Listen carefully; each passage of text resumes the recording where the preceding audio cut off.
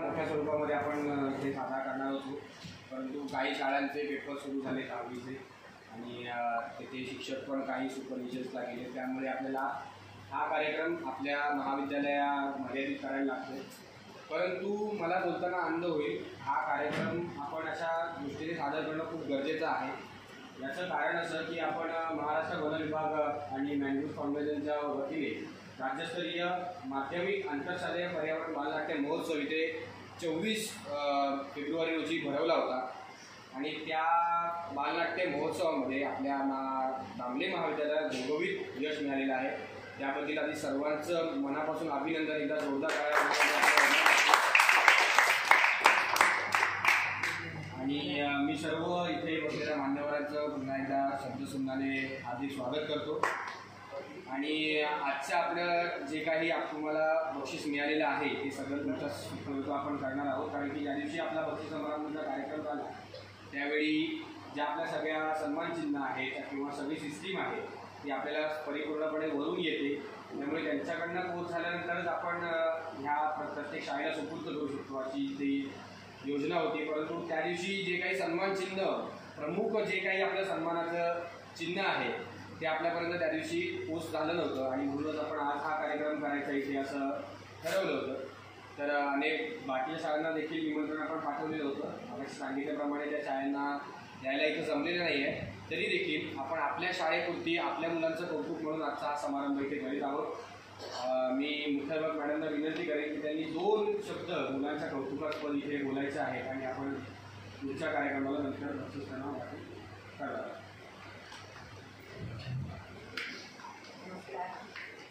नमस्कार. या ठिकाणी मला खूपच कौतुक वाटते की ज्याच आनंदात काही कार्यक्रम चालू आहे. मी कदम सरांचा फोन आल्यावर 2 मिनिटाचाही वेळ घ्यायचा, एकदम महिना घेऊन लगेच इकडे हो येतंय का असंही विचार होत नाही. मला किती आनंद आहे.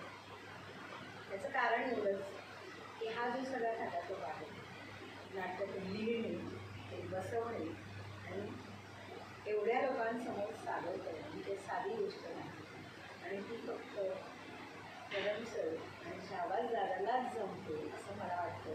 कारण यावर्षी ज्या ज्या नाटकात आहे तिथे तिथे आम्हाला यश आले आणि हे तर नाटक माझ्या कानावरही पडलं नव्हतं, पण आम्ही काहीतरी बसवतो आहोत.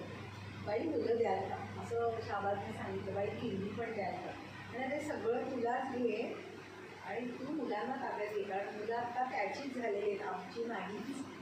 त्यामुळे कदम सर नसतील तेव्हा मी आणि मी नसेल तेव्हा कदम सर, हे असं वाईटच चालू होतं आमच्याकडे. रात्रीचे 8 वाजले तरी आमच्या मुलांची कधीही अशी नाराजी दिसली नाही आणि ते खरं या यशाचं गमक आहे.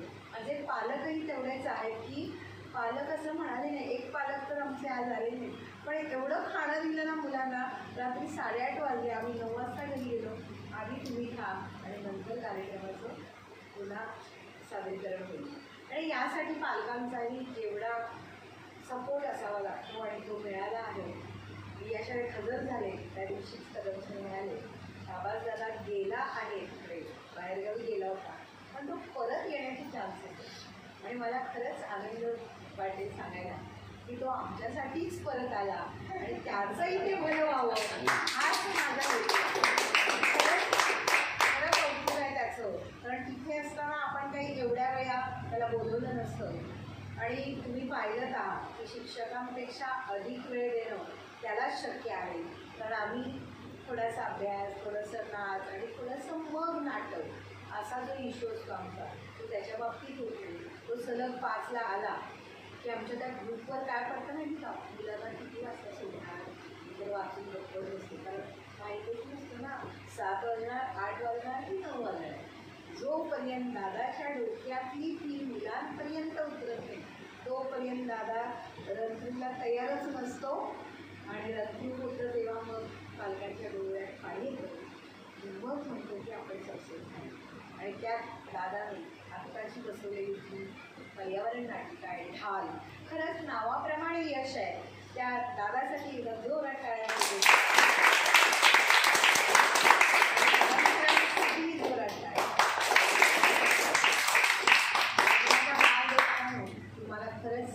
त्रास घेतले, हे करा ते करा आणि मग अभ्यास हे करा. त्या बाई तर सारख्या माझ्यावर ओरडत असतात, बाई ती मुलं आता हाताबाहेर गेली का? नाही म्हणते बाई, जे पाठांतर आहे ते करूनही ते अभ्यास करू शकतील. आता मी काही दिवसांनी तुमच्या मागे लागणारच आहे. हे संपलं की थोडंसं वेगळं असतं ना अभ्यास. एक महिनाभर तरी अभ्यास पक्का होईल आणि मग परीक्षा होईल. पण मला सांगायचं आहे की या मुलांना काही द्या, हे मला इथल्या मुलांचं खूप कौतुक वाटतं. पाठ करून मोकळेच. आणि ते दादाने 8च दिवस, 8 पण नाही 5 दिवसात हे नाटक बसवलं. खरंच त्याला सलाम. कारण या मुलांचं करून घेणं साधी गोष्ट नाही. ही आत्ताची मुलं आहेत ना, या दादाला मी सांगेन, हा इथलाच विद्यार्थी आहे, तो कसा म्हटला यांच्यात तालमीत घडला आहे. पण ही मुलं, आम्ही जेव्हा ती तुमची पहिली पायरी घेतली स्टेज, त्याला काय म्हणायचं ऑडिशन, तेव्हा आमच्याकडे 40-50 विद्यार्थी होते निवडं. त्यातून 10-12 मुलं निवडणं वेगळी गोष्ट आहे. आणि ते खरं या दोघांचं कौतुक आहे. आणि ते घेण्यासाठी सुद्धा आमच्याकडे वेळ आणि जागा नव्हती, तरी दादाने त्यातून संगणकच्या खोलीत यांना बसून आमचं ऑडिशन घेतलं आणि ही मुलं सिलेक्ट झाली. यांनी आधी कोणताही परफॉर्मन्स केलेला नाही, कशातून 1 नंबर मिळवत आहे, ते माझ्या शाळेचं खरंच कौतुक आहे. आणि ते या दोघांचं कौतुक करत. म्हणून मला या ठिकाणी सांगावंसं वाटेल की तुम्ही अशा अनेक स्पर्धा आणा, माझी मुलं तयारच आहे. आणि याला काम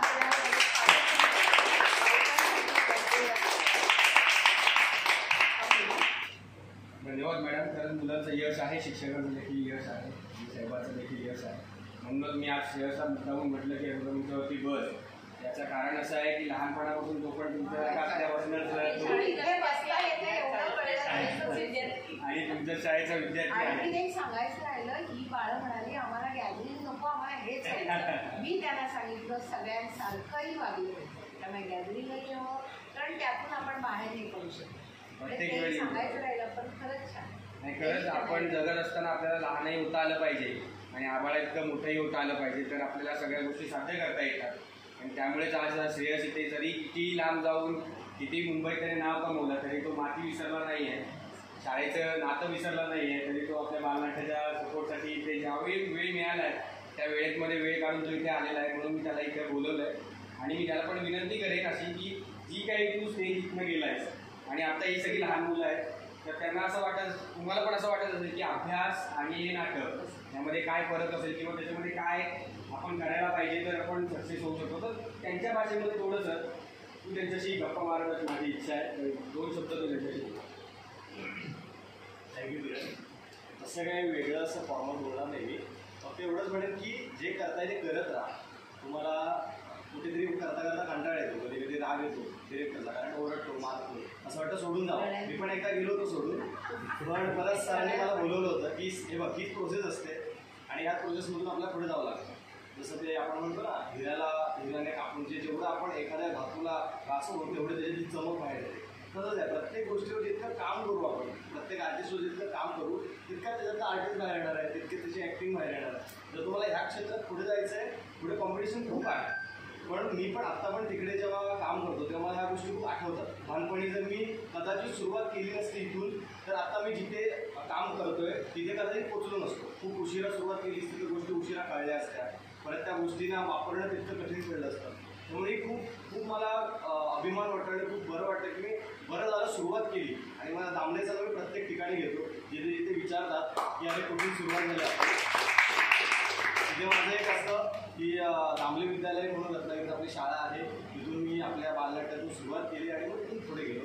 तर मला असं वाटतं प्रत्येक तुमच्याला, आमच्यापेक्षा तुम्ही खूप टॅलेंटेड मुलं आहात, तर तुम्ही खूप वरती पुढे जाल, आमच्या पण पुढे जाल. आणि दिसतं तुमच्यातून की प्रत्येकजण किती ॲक्टिव्ह आहे. आमच्या वेळी बोलायला पण भीती वाटायची, काय बोलणार, डायलॉगशिवाय काय बोलायचं नाही बाबा, असं तसं मस्तीखोर होतो.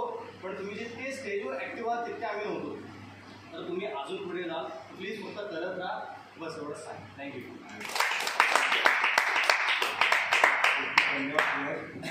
काही गप्पा मारलेल्या आहेत तुमच्यासोबत, तुम्हाला कळत असेल, पण त्याची कार्यकिर्दी तुम्हाला माहीत नसेल तर सांगतो थोडा वेळ की रत्नागिरीत असताना त्याने सगळ्यात पहिल्यांदा, मला जर वाटत असेल तर रत्नागिरीत टेलिव्हिजनचं सक्सेसफुल काम करणारा, म्हणजे यूट्यूबवरती सक्सेसफुल काम करणारा असा मुलगा रत्नागिरीचा कोण असेल तर तो शेअर काटकर आहे. आणखी की लॉकडाऊन पासून ज्यावेळी कोणाला ज्ञान नव्हतं, मला वाटतंय यूट्यूबचं ज्ञान हे लॉकडाऊन नंतर सर्वात जास्त लोकांमध्ये पसरलंय. परंतु ज्यावेळी लॉकडाऊन आला नव्हता आणि त्या पूर्वीचा जो काही काळ होता त्या काळापासूनच यूट्यूबचं ज्ञान आणि त्या सगळ्या OTT चॅनलचं ज्ञान त्याला होतं आणि त्यामुळेच त्याचं हे जे काही यश आहे ते त्याच्यापर्यंत पोहोचलं असं मला वाटतंय. कारण की आपण कुठल्या गोष्टीकडे जर वळत असो किंवा कुठल्या गोष्टीचा अभ्यास करत असतो तर त्याच्या पाठीमागे काय आहे, त्याची सूत्र काय आहे ते सगळे माहिती करून घेणं खूप गरजेचं आहे. आजकाल तुम्ही पण खूप चांगलं इंस्टाग्राम वापरत असाल, रील्स वापरत असाल, यूट्यूब वापरत असाल, पण तुम्हाला त्याच्यामधून पण करिअर करता येईल किंवा त्याच्यामधून पण आपलं काहीतरी चांगलं भवितव्य आहे हा जर प्रश्न पडत असेल तर नक्कीच चांगला प्रश्न आहे. कारण की त्याचं उत्तर जे तुमच्याकडे बसलं आहे, उदाहरण जे बसले तो श्रेयस काटकर आहे. कारण की त्याने त्याची सुरुवात पण यूट्यूब क्षेत्रापासूनच केली होती असं मला वाटतं आणि त्याचं अँगल्स पण पूर्ण तुम्ही बघाल ना, त्याच्या मी बऱ्याचशा शॉर्ट फिल्म त्याच्या सगळ्याच बघितल्या आहेत आत्तापर्यंतच्या. काही गोष्टी असतात त्या माझ्यामध्ये इकॉनॉमिकली कमी पडत असतात त्यामुळे आपण त्या गोष्टीतून मागे राहतो. परंतु मी त्याच्या कॅमेऱ्याचं नॉलेज असेल किंवा त्या स्क्रिप्टचं नॉलेज असेल किंवा त्या सर्व पाठीमागे एक दिग्दर्शक म्हणून जबाबदारी असेल ती कशी लिलया पेलवता यावी याचं सर्वोत्तम नॉलेज जे आहे ते श्रेयसकडे आहे आणि त्याच्यामुळे तो आता मुंबईमध्ये जाऊन आणि तिथे खूप चांगल्यारित्या एक कॅमेरासमोर काम करू शकतो. आणि आता त्याची चालू असलेली सिरियल कारण गुन्ह्याला माफी नाही ही अत्यंत सुंदर अशी सिरियल आपली सुरू आहे आणि त्याच्यामध्ये जवळजवळ आता त्याचे 200 भाग पूर्ण होत झालेले आहेत आणि 250व्या भागाकडे तो लवकरच पदार्पण करतोय. त्यामुळे हे त्याचं खूप मोठं यश आहे. कारण की इथून मुंबईला जेव्हा आपण जातो तेव्हा 1-2 एपिसोडमध्ये कुठे काम मिळतं का याच्यासाठी प्रचंड स्ट्रगल असतो आणि ते करत असतानाच माझ्यामध्ये मामूनकर पण आपला आहे, तो पण त्याच्या खांद्याला खांदा लावून तिथे काम करतोय.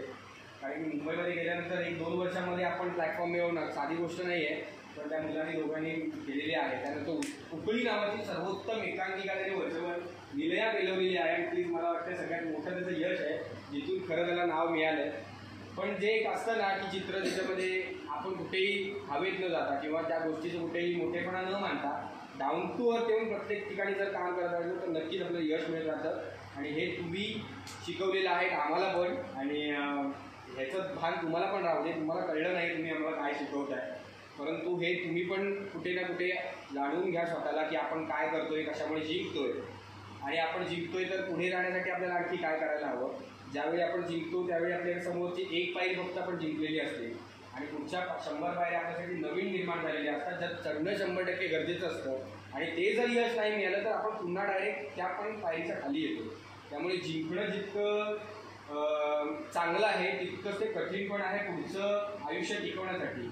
त्यामुळे त्या गोष्टींचं भान तुम्हा सर्वांनाच आहेत आणि खूप सुंदररित्या शहाबाज इथे तलवार हातात घेऊन लढलेला आहे, तुम्हा सगळ्यांची तलवार करून तोडलेली आहे. आणि शाळा आणि योगेश सर एकदम सुंदररित्या ढालीप्रमाणे पाठीमागे उभं राहिलेले आहेत आणि म्हणून त्यांची ढाल ही जी काही बालनाट्य आहे, जे काही सादरीकरण आहे तुमचं नम्रात आलेलं आहे आणि खरंच विशेष कौतुक. इतक्या कमी दिवसात इतकं सुंदर नाट्य होत नाही आणि मी खरंच पाहिलं आहे खूप सुंदर असं नाट्य बसवलेलं आहे. त्याचप्रमाणे आणखी एक यशाची पायरी तुम्ही आता घेतली आहे ते म्हणजे 10+1 = 0 आणि हेच गणित तुम्ही संपूर्ण महाराष्ट्राला सांगाल अशी माझी आशा आहे आणि तिथे पण तुम्ही बक्षीस मिळवून याल अशी माझी इच्छा आहे. आणि नक्की येणार ना? आणि तुम्ही येणार म्हणूनच मी तुमच्यासाठी जे काही सन्मान चिन्ह आहे ते आपण आता तुम्हाला देऊया आणि तुमचा गौरव करूया. तर इथे आलेत का सर ते प्रथम आणि द्वितीय मुलं? आपण मग तुमचे सगळ्यांचे फोटो पण काढूया, ठीक आहे? तर सर्वप्रथम या बालनाट्यामध्ये मुलींमध्ये अभिनय नैपुण्य जे काय मिळवलेलं आहे तिचं नाव आहे गार्गी शेलार. जोरदार टाळ्या होऊन जाऊ दे तिच्यासाठी. या लहान मुलीने अत्यंत सुंदर असा अभिनय इथे केलेला आहे. हो ना, टाळ्या होत्या.